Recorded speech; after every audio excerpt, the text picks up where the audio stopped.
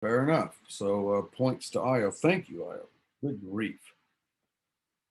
What a disaster today's been. All right, so I'm recording now. We got to show you see my screen. So we're going to, it just gets me all flustered. When things like this happen, I don't understand. I get flustered. All right, I'm trying to figure out why it is. I'm worried it's going to happen again. That's what kills me. All right, so anyway, so we start with Newton's, there's our equation. We start with Newton's original second law, which is the force equals, hold on, F bar equals delta P over delta T, right? Change in momentum over time. But I want to go instantaneous.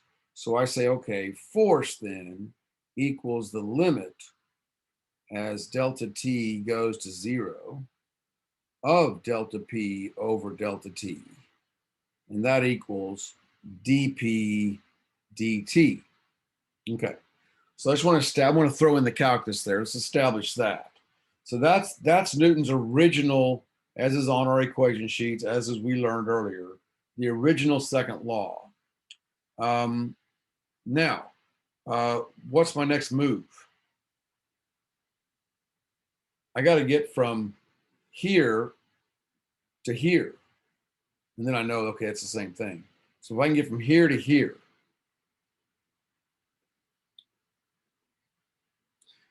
on a derivation, sorry, I can't even show your chat anymore because now I can't use my monitor. I'm too nervous. I was going to say, do you open up the momentum? Yes, so that's suitcase? It. That's exactly what I was hoping somebody in class would say today. Not one person said it. But anyway, you're right. Exactly, Sophia. So you open up and you introduce it. You say, well, little p equals m times v. So dp dt, so then to introduce that. So then this is dp dt equals f, and then that equals dmv dt. So I opened up the suitcase, and that's a standard technique when you are working. Okay, I see all that. That's a standard technique when you're working doing a derivative derivation. If you don't know what to do, when in doubt, open up all the suitcases. Okay. So now in calculus, I know that some of you are in calculus. In calculus, if you situation like this is not the product rule, okay? But in this situation, I could say that mass is constant and I'm going to vary velocity over time. And that's what we do when we say F equals ma, right? If I say F equals ma, I'm saying F equals, I pull the m out and I say dv dt, right? And that is F equals ma, which is more modern version of Newton's second law. Well, I just want to, what I'm going to do is I'm going to vary the mass and say the velocity is constant. So I'm going to do this as dm dt v, okay? And that essentially is this, except that we have that VE. What the heck is VE? So that's the next thing. Now, this is where I stand up and hold up rockets in class, but I need to bring a rocket, so I just have it at home. Anyway, so on a rocket, say this is a rocket, out comes out the back, is shooting out air molecule. Well, they're shooting out like chlorine, depends on the type of fuel. They shoot out carbon dioxide, they shoot out water vapor. All this stuff comes out of combustion and goes out the back end. Those molecules are heading out the back end. And they head out at a certain velocity. And so this VE stands for escape velocity.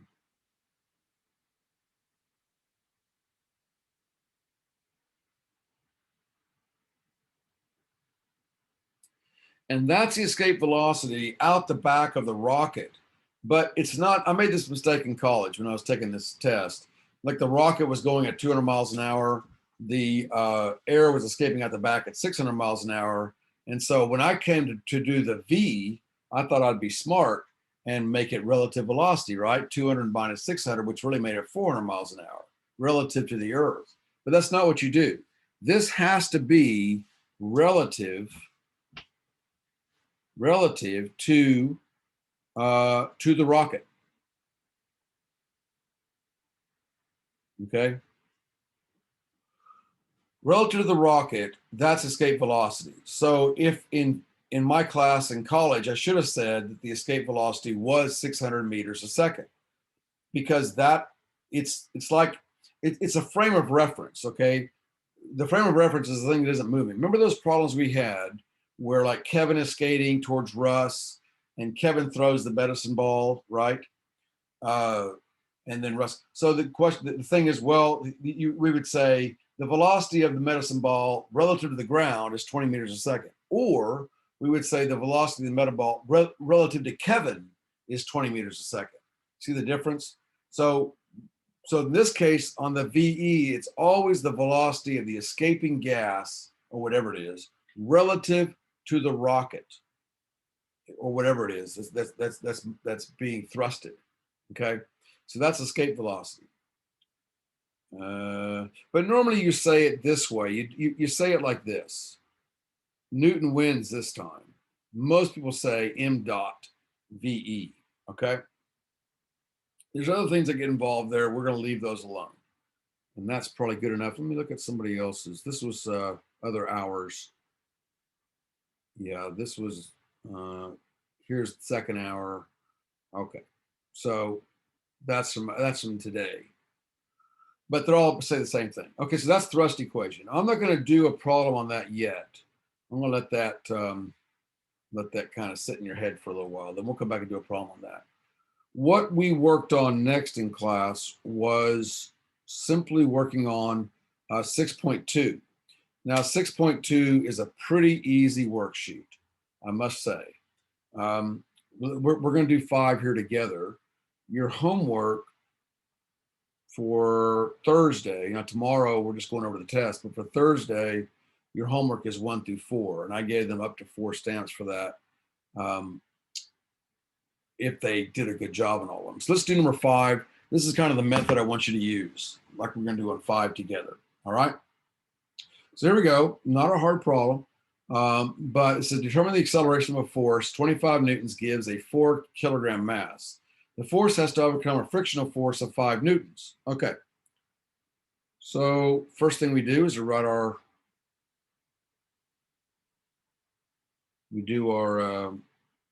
axis. 4 forces. All right, I'll give you a minute. Go ahead and fill those in. 4 forces. Give me the drawing. I'm running low on time here, so I'm kind of rushing a little bit. It's always a mistake. 4 forces. Obviously, the old traditional. I always say it's traditional, but on number 8 on the previous worksheet, there was no mg. Normally, there's always mg. And their courses are normal. I made them go around the room and I called each table out. Normal. And then we have a force of friction back, static. Hey, speaking of going around the room, you guys, I'm gonna make it F sub K. I know you guys you got your routine down, but we would still love to have you be live. I'd love to have you start coming to class live. Pick your hour. I think third hour is probably makes the most sense. I love all 3 of my hours, but third hour is not as big. Second hour is kind of big. It's hard to find a seat. I know it's just 5.5 weeks, but you know, we don't have to watch these anymore. So there you go. Now I made my force of push 5 times longer than because, and now you got to write your numbers in there. If it's a real, this is an actual problem. So that's 25 newtons. It said that's 5 newtons. It said, now, here's what I see. Students lost points on the test. You may find that you lost some points. Because here's what I saw on the test. And I know this is new to you, sort of, so I don't take off a point. But I saw this kind of stuff. Okay, what's wrong with that? I can't see. It's only mass. Right, that's mass, and these problems have to be forces only. On a, if you're a purist, on a free body diagram, only forces. So, and I would consider myself a free body diagram snob. So you can say mg, and I put it like that. I put a little 4 kilograms there. Okay. Good. Now we go through the process, and I know some of you can do this do it in your head. I can't say I do it in my head. Well, why are we doing? Because I'm patterning you into doing it the right way, so that when the problems get harder. So the next thing you do, standard procedure, is you say, okay, summation of forces in the x equals max, and then I put them in there. Force of push minus the kinetic friction. I would accept static, but really it's more likely to be sliding along, equals max. Now I'm solving for ax. So ax is force of push minus kinetic divided by m. You go, well, that's a lot of work. Okay, so now I circle that because that's important in case I make a math error. So ax then is 25 newtons minus 5 newtons divided by 4 kilograms. And so you go, well, I knew this a long time ago. It's 5 meters per second squared. And so, but the reason is, I want you, that's kind of the method you follow when you're doing this. Patterning. I gave a whole story in class about how my family used to pattern this kid trying to get him to learn how to crawl. It was really stupid, 1970 technology. But it's all about patterning. How are you going to pattern? So I'm patterning you to solve these, what is going to get harder in pretty hurry problems. So that's all you do on that one. Now, so your homework then is to work 1 through 4. Now, what I did in class is I gave a demonstration of Venturi effect. So I take a vacuum cleaner and I can reverse the flow on it so it blows air out. I have a tube and I put it to a ring stand so it blows this column of air up. And if you have this blowing column of air up, and I didn't bring the vacuum cleaner home, sorry. I should videotape myself doing this. Anyway, so you get a column of air up, you take this little ping pong ball, you put it in that column of air, and it stays. It won't go left, it won't go right. It just stays up in there because that's a low pressure zone. High speed air is low pressure. That's Venturi effect. So, and then I put 2 ping pong balls. They both stay in there. And in third hour, for a half a second, I got 3 ping pong balls, and they all just kind of bounce around, but they stay inside their column because that's the low pressure zone. So we said, okay, there's an example of Venturi effect. This busted on me because I'm a daggone turtle in class. This is also used for F-15s. If you're going to make the thing go faster, you can close these. You can make them smaller or make them bigger. So if you want to speed it up, you thrust again, right? Increase your VE coming out the back, the VEs, you make this thing smaller. So you constrict it, that increases the speed. But that makes pressure lower. It's also used when you're perfume bottles. You got a little jet nozzle up there, makes the air go faster, which reduces the pressure, and perfume gets sucked up into the little atomizer. And then the other one, last thing to tell you here, is if you're on Highway 9 going east, and you're trying to turn onto Jenkins by the weather center, right? This always happens to me. So I'm sitting there, and then a semi truck comes blowing by me on my right side, and my car always goes boop boop boop boop. I always get pulled into that semi truck and back over, and that's because the air it's a Venturi effect. The air between us speeds up, lowers the pressure, and it's a little low pressure zone, so your car gets pulled into the truck a little bit.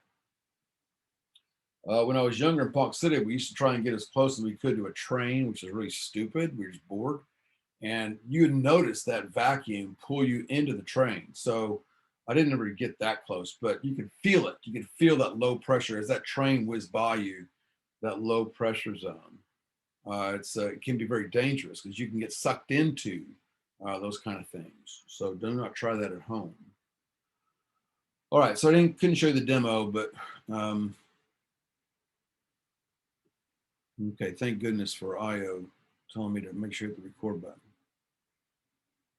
Okay, so there's in 2 parts today, again, like yesterday.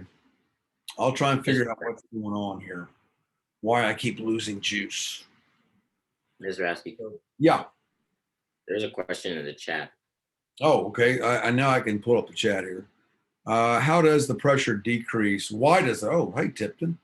Good to see Tipton there. Why does the pressure decrease? And we talked about this before, and you guys are free to go. I'll sit and answer this question. If you want to, if you know the answer, then you can go ahead and go. Otherwise, let me share the screen real quick.